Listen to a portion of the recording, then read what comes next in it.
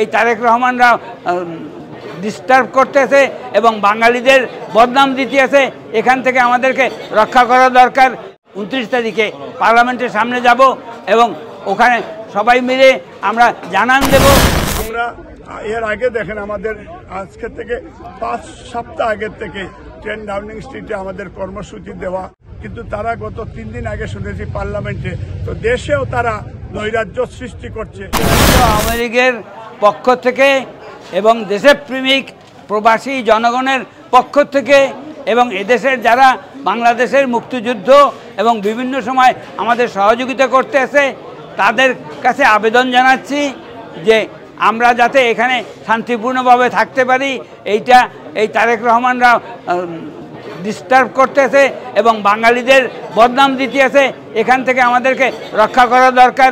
এজন্য আমরা একত্র হইয়া এই 29 তারিখে পার্লামেন্টের সামনে যাব এবং ওখানে সবাই মিলে আমরা জানান দেব যে এই প্রবাসে আমরা যারা আছি আমরা দেশের পক্ষে, গণতন্ত্রের পক্ষে, সমতার পক্ষে, সাম্যবাদের পক্ষে এবং দেশটা সমস্ত মানুষের, কোনো গ্রুপ অফ মানুষের না, কোনো ধর্মের না, কোনো জাতির না, সমস্ত বাঙালি জাতির।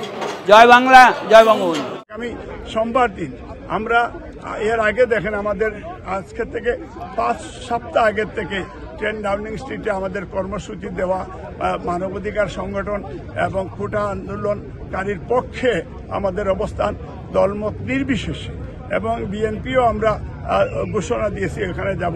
কিন্তু তারা 5 সপ্তাহ আগে আমাদের প্রোগ্রাম, কিন্তু তারা গত 3 দিন আগে শুনেছি পার্লামেন্টে, তো দেশেও তারা নৈরাজ্য সৃষ্টি করছে, ভাঙচুর করছে এবং নিজেরা এই কাচের গ্লাস ভেঙে দিয়ে হাসিনা নিজে কান্নাকাটি করে কাচের গ্লাসের জন্য, অথচ হাজার হাজার লাশ সেইখানে, এইটার জন্য তাদের কোনো রিয়েলাইজেশন নাই। এবং আবার পাল্টা তারা কর্মসূচি দিয়ে এই লাশগুলি এই রক্তের সাথে বিশ্বাসঘাতকতা করছে। এরা স্বাধীনতা বিরোধী। তারা বলে যে যারা মুক্তিযোদ্ধার সন্তানেরা রাজাকার, এবং মুক্তিযোদ্ধারা বলছে যে আমি রাজাকার কে বলেছে? স্বৈরাচার হাসিনা বলেছে। তা তারা সেই দিন এখানে দেখছি তারা স্লোগান দিচ্ছে যে তুই রাজাকার, শেখ হাসিনা তুই রাজাকার, শেখ মুজিবুর রহমান তুই রাজাকার। এখানে ছাত্ররা সেখানে তারা দিচ্ছে, এবং আমি মনে করি এটা তারা সঠিক, যে তারা সত্যিকার অর্থে আওয়ামী লীগ স্বাধীনতা যুদ্ধে তাদের নেতাই পাকিস্তানে বন্দী ছিল, আমাদের নেতাই স্বাধীনতা ঘোষণা দিয়ে, রিভোল্ট ঘোষণা করে, মুক্তিযুদ্ধ করে দেশ এনে দিয়েছে।